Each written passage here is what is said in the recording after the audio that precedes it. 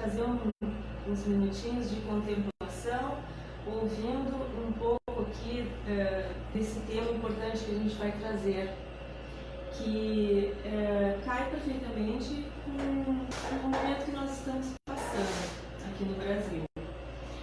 Um momento de transição, um momento de mudanças radicais, um desafio muito grande para a nossa população entender o que está acontecendo. Eu, como sou uma pessoa que trabalho que tem contato com muitas pessoas de várias empresas, de várias profissões, trago aqui, deixando claro, há uma insegurança bastante visível nas pessoas. As pessoas vêm, dão um bom dia e dizem não dormir.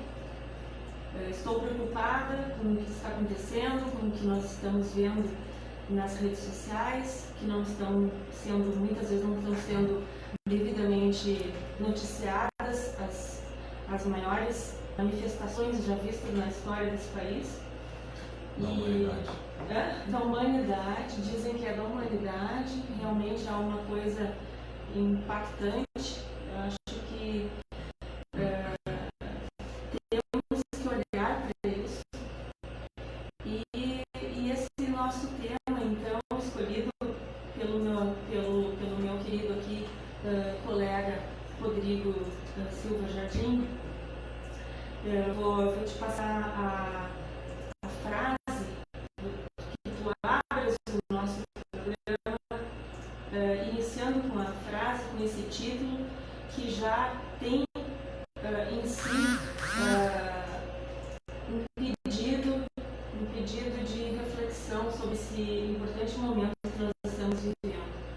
E nós estamos aqui com pessoas comuns, que é o mais interessante do nosso programa. São pessoas daqui de Santa Maria, da nossa cidade, participamos da vida dessa cidade, com o nosso trabalho, com a nossa colaboração, com a nossa missão, né? Que cada ser humano tem uma missão de vida muito importante.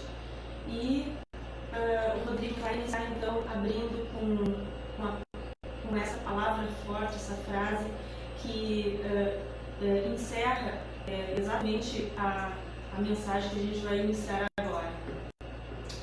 Bem, primeiramente, boa noite a todos, né, aos ouvintes, principalmente.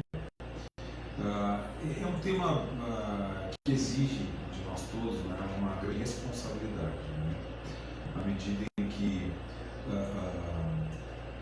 entendemos essa realidade como uma situação, vamos dizer assim, bastante preocupante, não é?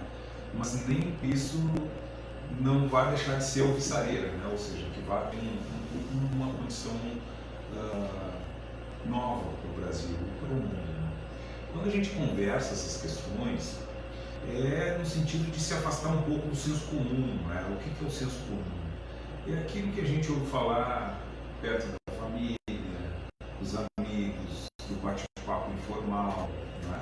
E transcender um pouco mais desse senso comum e trazer algumas coisas ou alguns fatos que vêm diretamente à realidade. E a realidade não é aquilo que eu gostaria que fosse, como a maioria de muitos influenciadores, jornalistas, sociólogos, políticos, às vezes se colocam nessas situações. Então a minha fala e a nossa conversa é muito mais no sentido de buscar o entendimento dessa realidade, mas não de acordo com aquilo que eu gostaria que fosse. Então, infelizmente, é a tônica do momento no meio acadêmico, no meio jornalístico. Então, é uma fase de transição que eu acho que está chegando na culminância, né? E aí eu já falo de um tempo que já remontam 9 anos, 8 anos mais, de mudanças estruturais mesmo no próprio mundo, na sociedade, nas relações sociais. Né? E um dado importante é que uma parte da sociedade ela sempre ficava à margem das discussões que chegam nesse momento ao qual eu estou escrevendo agora. E a partir disso, você tem, na entrada da discussão política, uma massa populacional que não estava em grande medida sendo contemplada com movimento de oportunidades, por exemplo, que envolvia a grande massa da população brasileira, né? Então, eu acho que o marco inicial para falar um pouco dessa mudança estrutural das relações sociais é o ano 2013, né? Com aquela problemática envolvendo a questão das passagens de ônibus em 2013. Logo em seguida, nós teríamos eventos esportivos, né? Internacionais, né? Acontecendo no Brasil, na questão da Copa do Mundo, né? E aí nós começamos a ver uma massa da sociedade que estava à margem da discussão política, ela começa a criar corpo, a criar forma, a ocupar alguns espaços antes abandonados ou que estavam em criação nos meios de comunicação. Né? No meio de comunicação que não tem mais esse filtro que outrora existia com algumas grandes emissoras. Então você tem vários dados importantes e novos, né? Como o advento da internet, né? Do próprio YouTube, de um fenômeno interessante que às vezes uma pessoa que é uma dona de casa, por exemplo, né? Que começa a observar as questões políticas e emitir sua opinião e trazer o seu dado da realidade junto com essas informações, chega a ter milhares de ouvintes e de pessoas que se identificam com aquela fala, né? E aí os meios de comunicação tradicionais começam a entrar em declínio, né? Então é uma série de fenômenos que vem ao encontro dessa ideia de uma crise institucional, uma crise social, econômica, né? Uma crise do sistema propriamente democrático. Então a gente tem que observar esses fenômenos não como uma proposta de descrever como é que eu gostaria que fossem assim e como eles estão ocorrendo. E ela se impõe como aquilo que eu falava anteriormente, como um fato social, ou seja, ela é maior do que nós enquanto indivíduos. E aí nesse movimento a gente tem que procurar entender de todas as formas por que ele está se dando. E hoje nós nos encontramos no ápice desse movimento que se inicia lá em 2014, né? com os movimentos de uma parte da sociedade que reivindica uma mudança geral disso. A gente não pode negar essas coisas acontecem, esses movimentos eles estão aí, né? E se nós negarmos isso, nós nos afastamos da realidade. Nós precisamos ir ao encontro dessa realidade, não de encontro contrário. Então buscar isso das mais variadas formas é um movimento que é doloroso, que é desafiador, que precisa ter coragem também, mas que é a mudança acontecendo, né? E nós temos que ser protagonistas dessas mudanças, né? Por quê? Porque isso vai afetar diretamente as nossas vidas. Quando a gente fala em empreender, por exemplo, né, Lisete, como empreender com 5 meses de imposto? Né? É isso quando nós falávamos, né? Vamos prestar atenção nas árvores, na floresta e não nas árvores. Porque não tem como nós empreendermos à medida em que o Estado atua como um agente que vai se colocar como um movimento que não vai favorecer, né? Um sócio pesado, um sócio oneroso para a vida da empreendedor tem que ser corajoso, né? O empreendedor hoje é um maluco, né? O empresário é um maluco dentro de um país como o Brasil. É um sonhador, com uma sempre estrutura foi. fiscal, né? A gente não pode também esquecer, né, Rodrigo e Lisete. Bom, Lisete, tu empreendedor do jeito que tá, a gente nem pode falar de empreendedorismo, porque até fica com vergonha. Mas assim, a gente que empreende no Brasil, nos últimos 20 anos, tá? Porque a minha primeira experiência como empreendedora, eu era muito jovem, muito sonhadora e muito avante do meu tempo, tá? Eu fui emancipada pelo meu pai para abrir uma empresa, porque eu passei no vestibular com 16 anos, me formei com 20 e naquela época, em 87, tu só poderia abrir uma empresa aos 21 anos. É verdade. Então eu fui emancipada e abri uma empresa.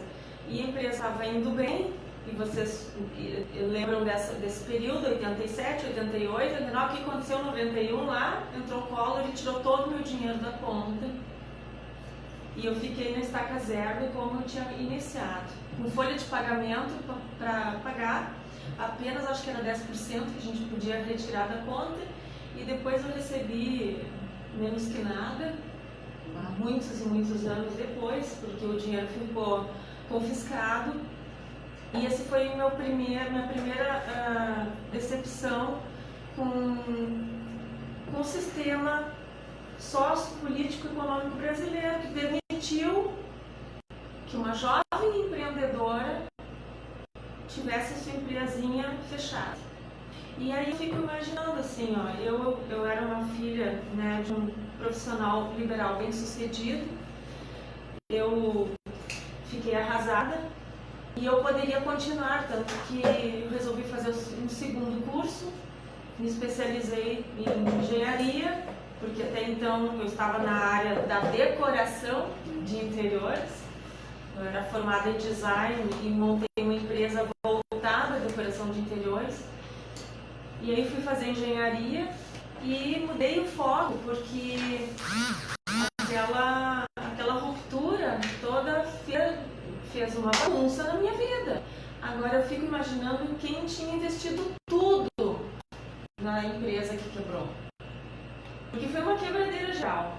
E agora, nesse momento, me parece que nós estamos assim, às vésperas de acontecer uma coisa semelhante. Porque está muito nebulosa a situação. Nós temos muitos contatos empresariais, empresários de pequeno, médio e grande porte, e empresários indo embora do Brasil. Por que isso? Empresas que estavam vindo para cá, desistindo dos negócios. Isso é muito preocupante. Pessoal, isso é muito preocupante. E o reflexo dessa mudança sendo uma possível tsunami na sociedade, porque a hora que os empresários param de investir, nós teremos desemprego, recessão, inflação e violência. Eu gosto de dizer uma frase e eu repito ela muito em todos os momentos que eu me manifesto, que é a seguinte frase: sem justiça não há paz social. Então, quando o governo comete injustiças no exercício da sua função, que ele não propicia a justiça social, a equivalência de direitos perante a lei de todos os cidadãos, ricos, pobres, brancos, negros, brasileiros e estrangeiros. A gente não pode ter dois pesos e duas medidas. Nós teríamos uma ruptura justamente nas nossas organizações, nas nossas instituições, e as pessoas se revoltam. E a gente teve essa semana uma revolta muito grande lá em Brasília, que nos chocou, porque a população que está indo à rua não é essa. A gente sabe que não. Então, algo se passa em toda essa instabilidade, onde já se criam focos de desordem. E agora, toda essa perspectiva de mexidas nas leis, nas regras do jogo, que eu coloco em dúvida se realmente o brasileiro quer isso. O brasileiro quer perder os seus direitos, ele quer que as leis sejam mudadas, ele quer que as pessoas sejam presas, ele quer que isso aconteça, porque a gente talvez na hora de escolher um futuro seja enganado e depois se depare com uma realidade que não era aquela esperada, porque as coisas não dão em árvores, os rios não jorram alimentos e alguém tem que trabalhar para as pessoas comerem e ter emprego. Sem isso nada funciona. Então, isso é uma coisa básica, uma coisa infantil, que até uma criança sabe que o pai e a mãe têm que trabalhar para ela ter comida em casa, e parece que há muitas vezes um falso, né, discurso que as coisas vão melhorar fazendo exatamente o contrário daquilo que se espera. Não tendo uma perspectiva de geração de empregos, havendo um retrocesso de todos os últimos 4 anos, nos direitos inclusive, e isso é uma situação agravante porque as pessoas estão falando isso. Então eu escuto desde o porteiro ao presidente da empresa com a mesma preocupação. Então algo se passa na nossa sociedade. E esse nosso tema hoje, a legitimidade da resistência civil. Por que as pessoas estão na rua ainda? Por que as pessoas ainda estão se organizando para reclamar desta mudança? Não estão aceitando? É uma coisa preocupante. E a gente vê isso em todas as pessoas que a gente fala no nosso dia a dia. Não precisa ver a televisão. Basta a gente conversar com as pessoas no mercado, no elevador, na fila do pão, na padaria, na farmácia. É unânime. Então, algo se passa na sociedade muito grave e tem uma tensão lá. O que será dia 1º? Como passaremos esse Natal e esse Réveillon? Até quando esse povo fica manso? É uma preocupação minha. E é uma preocupação geral. Porque daí começam a aparecer fotos de pessoas talvez que não estejam tão cordatas com as coisas. E aí a gente não sabe nem que lado são. Eu vejo por mim que a gente tem que ter muito cuidado no que a gente fala, porque as pessoas, elas também estão confusas, né? E uma das coisas assim, que talvez vocês possam dizer, eu fico preocupada porque o presidente não aparece, sabe? Eu acho que ele deveria estar à frente. Eu acho que isso é um pouco preocupante, né? É muito preocupante, porque o silêncio denota algo misterioso, né? Eu acho que isso tudo suscita um tipo de pensamento em que o brasileiro está amadurecendo, mas ele precisa amadurecer mais. Né? O país não é do presidente, o país é nosso. Sim, então sim, eu acho mas que ele assume essa posição momentânea porque nós devemos seguir a Constituição. Né? Qual é o primeiro artigo da Constituição? Onde deve emanar o poder? Né? Onde é que está o povo? Né?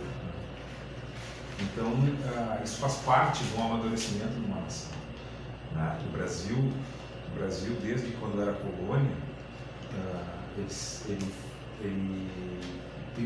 existiram diversas revoltas, movimentos, vamos dizer assim, beligerantes nesse sentido, né?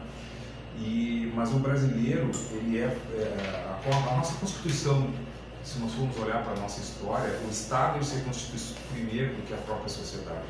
Em outros países sempre foi o contrário. Né? Então, para nós brasileiros precisa esse espaço, né? E aí eu discordo um pouco da Luciana dessa mansidão. O brasileiro ele nunca foi manso. Isso foi um processo de colocar algumas questões que não condizem com a verdade. Né? O brasileiro ele não é um sujeito manso. Nós tivemos centenas de revoltas no Brasil inteiro desde o período colonial. Concordo contigo. E vários, não é? Nós somos fruto de um processo belicoso que foi a Revolução Farroupilha, né? Então existem vários movimentos em vários estados. Guerra do Paraguai, vários movimentos, Primeira Guerra Mundial, Segunda Guerra Mundial, Revolução de 30, e se a gente for para trás, vai lá em Guararapes, né? Em 1600 e pouco. Então assim, o brasileiro ele não é manso, o brasileiro ele tem uma característica muito própria de ser um povo alegre. Mas vou te fazer uma parte. Eu estou falando que esse povo que está na rua é pacífico. Né? Eu me expressei mal. Sim. Ele não é manso, mas ele é pacífico, ele é ordeiro e ele não estava quebrando nada. Aí, esta semana, nós tivemos um incidente muito importante. Sim. E então querendo colocar como sendo esse pessoal bordeiro organizado, que estava as famílias com crianças na rua, que também foram ameaçadas de serem presas, de perderem a guarda dos seus filhos. Então há uma tensão lá muito importante. Desculpa te fazer uma parte aí. Não, então, nesse sentido, eu entendo que a gente tem como próprio dever de ofício mesmo de poder falar um pouco dessas questões sem se utilizar do calor do momento, né, sob o ponto de vista ideológico. Né. Claro que eu não vou ser ingênuo ou estúpido de dizer que as pessoas não têm um posicionamento frente às questões políticas, mas que a gente possa entender que isso é um fato, as pessoas estão na rua. Né? A população brasileira está entendendo que o poder emana dela, ou tem que emanar dela. Né? Então, eu entendo esse movimento do presidente, porque o Brasil, em outros momentos, tinha o pai dos pobres. Né? Ou em um determinado momento tinha a mãe do povo. Né? Depois, antes disso tudo, nós tínhamos um rei, um monarca que cuidava do povo. E não pode ser assim. É o povo que tem que cuidar do seu próprio povo. É o povo que tem que fortalecer essas instituições. É o povo que tem que pensar uma maneira concreta de formatar essas instituições que as represente. Porque senão o empreendedorismo ele vai virar um produto pasteurizado, porque daí não, como a gente vai, é que nem aquela anedota, né? A mulher chega em casa, ou o marido chega em casa, pega o seu cônjuge com outra pessoa no sofá, se vende o sofá e se resolve o problema conjugal, porque some o sofá. Então o povo brasileiro cansou de vender sofá e não resolveu o problema. Então, assim, chegou um momento em que o povo quer que o artigo 1º da sua Constituição faça valer. E aí vai se refletir em outros movimentos, não é? Ou seja, vai se refletir num movimento político onde você não tem que ficar 5, 6 meses pagando imposto. E aí você tem condições, num ambiente favorável, para falar de empreender. Porque está na natureza do brasileiro. Não é? O brasileiro é um dos povos mais inventivos. Pela miscigenação cultural, pela correria que faz no dia a dia. Não é?